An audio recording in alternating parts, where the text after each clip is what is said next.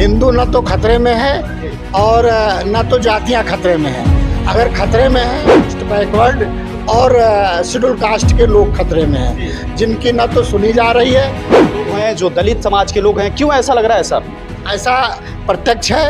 आप जो भी इल्जाम लगा रहे हैं आप? मैं कोई इल्जाम नहीं लगा रहा हूँ। मैं अपना हक मांगने की उनसे गुजारिश कर रहा हूँ, मैं इल्जाम नहीं लगा रहा हूँ। हाँ, ये क्या सर जातियाँ खत्म होनी चाहिए? इसकी पहल भी सरकार को करना है। वो जाति प्रमाण पत्र बनवाना बंद करा दे। हमारे लोग मांग ये भी कर रहे हैं, विपक्षी दल, कि जाति जनगणना होना चाहिए। आपकी क्या राय है? मेरी भी राय है कि हमारी जनगणना की जाए, जितने संख्या में हो। मैं आपसे थोड़ा कड़वा सवाल करना चाहता हूँ। हालांकि सच्चाई तो ये है कि पूरे भारत में सब लोग अपना अपना संगठन बनाकर चल। नमस्कार, मैं अमित कुमार, आप देख रहे हैं टीवी समाचार। टीवी समाचार की टीम इस वक्त देवरिया के नागरिक पटचाड़ी में मौजूद है। आप तो जानते हैं टीवी समाचार की कवरेज एक बेबाक तरीके से होती है। आज हमारे साथ जितने लोगों को देख रहे हैं, ये लोग विश्वकर्मा समाज से आते हैं। हिंदू समाज एक लोहार समाज होता है, और ये क्या कुछ कर रहे हैं, यहाँ कैसा कार्यक्रम हो रहा है, ये जानने की कोशिश करेंगे। सर, सबसे पहले आपका नाम क्या है? मेरा नाम अच्छेलाल विश्वकर्मा है। मैं अखिल भारतीय विश्वकर्मा शिल्पकार महासभा उत्तर प्रदेश का प्रदेश अध्यक्ष हूँ। और सर्वप्रथम मैं आपको धन्यवाद देता हूँ कि आपने हमको अपने चैनल पर बोलने का मौका दिया है। और अखिल भारतीय विश्वकर्मा शिल्पकार महासभा में केवल लोहार ही नहीं है, जैसा कि अभी आपने बोला। इसमें लोहार, सुनार और बढ़ई और कसेरा और तामकार, ये सभी जातियां हैं। मनमय, तुष्टा, शिल्पकार, देवज्ञ के नाम से जानी जाती हैं। और ये पांचों जातियों को मिला करके हमारा संगठन बना हुआ है, और पांचों जातियों के हमारे सदस्य हैं, पदाधिकारी हैं। हमारा जो संगठन है पूरे भारतवर्ष में है।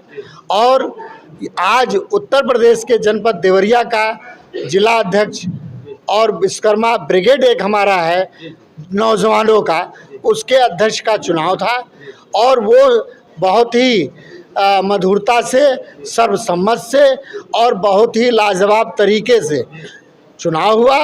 और जो चुने गए अध्यक्ष हैं हमारे श्रीनिवास विश्वकर्मा जी और तारकेश्वर विश्वकर्मा जी, जो विश्वकर्मा ब्रिगेड के अध्यक्ष हैं, हम सभी को बधाई देते हैं। और जो हमारे निर्वर्तमान अध्यक्ष रहे हुए हैं, चाहे वो जयश्री विश्वकर्मा जी रहे हों, चाहे गब्बूलाल विश्वकर्मा जी रहे हों, और चाहे नीरज विश्वकर्मा जी रहे, उनके कार्यों की मैं भूरी भूरी प्रशंसा भी करता हूं।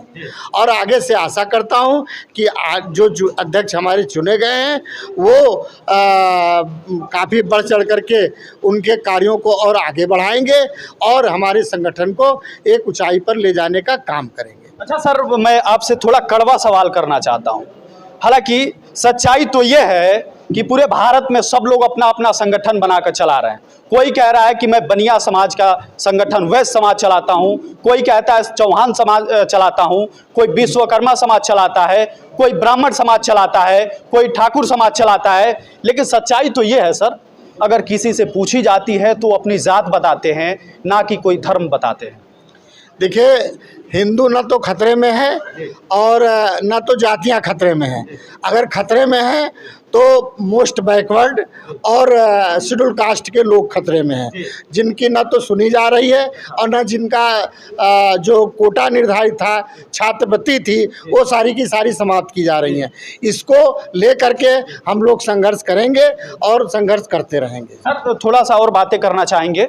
भारतीय जनता पार्टी, जहां आपके जवाब थोड़ा दे देते हैं, भारतीय जनता पार्टी कहती है कि पिछड़ा, दलित समाज, सामान्य के लोगों को हर एक सम्मान तरीके से नजरिए से देखा जा रहा है। लेकिन वहीं आप कह रहे हैं कि दबाया जा रहा है और पिछड़े समाज के लोग हैं, जो दलित समाज के लोग हैं, क्यों ऐसा लग रहा है सर? ऐसा प्रत्यक्ष है। आप जो भी कमीशन की रिपोर्ट्स आ रही हैं, जो भी नियुक्तियों की रिपोर्ट्स आ रही हैं, उनको आप भली भांति देखें। उसमें आपको पता चल जाएगा कि किसके साथ इंसाफ हो रहा है, किसके साथ नाइंसाफ हो रहा है। पूरे करोड़ों करोड़ छात्रों को छात्रवृत्तियां मिलती थी, उन सारी की सारी छात्रवृत्तियों को इस सरकार ने खत्म करने का काम कर दिया। भारतीय जनता पार्टी? यस। अच्छा, तो भारतीय जनता पार्टी पर डायरेक्ट ये इल्जाम लगा रहे हैं आप? मैं कोई इल्ज़ाम नहीं लगा रहा हूँ, मैं अपना हक मांगने की उनसे गुजारिश कर रहा हूँ, मैं इल्ज़ाम नहीं लगा रहा हूँ। हाँ, ये मैं चाहूँगा कि जिस तरह से भारतीय संविधान में हमें ऑब्जेक्शन मिला हुआ है, उसके तहत हमें न्याय दिया जाए। थोड़ा सा और एक बाइट लेना चाहेंगे। पूरे देश में एक माहौल क्रिएट हो गया जातियों को लेकर, जैसे बताया पहले, तो क्या सर बहुत सारे लोग मांग कर रहे हैं कि अब जातियों को खत्म कर देना चाहिए? पिछला एक मामला आया, आरएसएस के प्रमुख मोहन भागवत जी कहते हैं कि जातियों को खत्म कर देना चाहिए और सबसे पहले जातियों को बनाने वाले ब्राह्मण थे। उस बारे में नहीं करेंगे, लेकिन इसके बारे में पूछना चाहेंगे, क्या सर जातियां खत्म होनी चाहिए? इसकी पहल भी सरकार को करना है, वो जाति प्रमाण पत्र बनवाना बंद करा दे, और जब जाति प्रमाण पत्र बंद करना होगा तो हम समझेंगे कि वो पहल में आ रही है और इसका पहल हो सकता है। और जब तक जाति प्रमाण पत्र जारी करती रहेगी सरकार, तब तक जातियां कभी खत्म नहीं हो सकती। अच्छा, बहुत सारे लोग मांग ये भी कर रहे हैं, विपक्षी दल, कि जाति जनगणना होना चाहिए। आपकी क्या राय है? मेरी भी राय है कि हमारी जनगणना की जाए, जितने संख्या में हो उनको उतना उसका हक दिया जाए। जो जितनी संख्या जिसकी है उसको उतनी भागीदारी मिलनी चाहिए। और मैं जाति जनगणना कराने के, और मेरा विश्वकर्मा समाज, अखिल भारतीय विश्वकर्मा शिल्पकार महासभा यह घोर मांग करती है कि जाति जनगणना कराई जाए और हमारी जितनी भागीदारी हो हमको उसके हिसाब से हमारे हकूक़ को दिया जाए। अच्छा, ठीक है, एक राय और लास्ट बातें जानना चाहेंगे। आने वाला लोकसभा चुनाव है 2024 का, उसमें क्या कुछ होगा? इस बार चुनाव में कैसे नेता चुने जाएंगे? आप लोग के माध्यम से किस तरह के नेता चाहिए? क्या यह भारतीय जनता पार्टी पूरे 10 साल हो जाएगा 2024 में? क्या 10 सालों में क्या कुछ बदलाव की आपके नज़रिए से देखी जाए?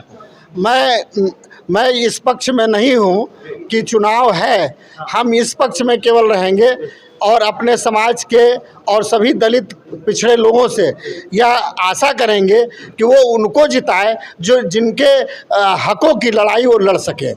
जिस भी लोकसभा चुनाव में सांसद खड़े हों, जो हों, वो अगर हमारे हक की लड़ाई लड़ सकते हैं तो उनको ही लड़ाया जाए, चाहे वो किसी दल के हों। चलिए सर, बहुत बहुत धन्यवाद। देखिए, टीवी समाचार ऐसे बेबाक खबरों के लिए जाना जाता है। टीवी समाचार कड़वा सवाल पूछता है, हालांकि बहुत सारे लोगों का पसंद भी आता है, बहुत सारे लोगों को नहीं आता है, लेकिन हाँ, टीवी समाचार को देखने के लिए यूट्यूब सोशल साइट पे देखने के लिए यूट्यूब पर जाएं। यूट्यूब पर जाकर @TV समाचार लिखें, वहां सर्च करें और सब्सक्राइब करें। बेबाक पत्रकारिता का साथ दें, समर्थन दें। तब तक के लिए लेते हैं आपसे अलविदा। देखते रहिए टीवी समाचार। नमस्कार।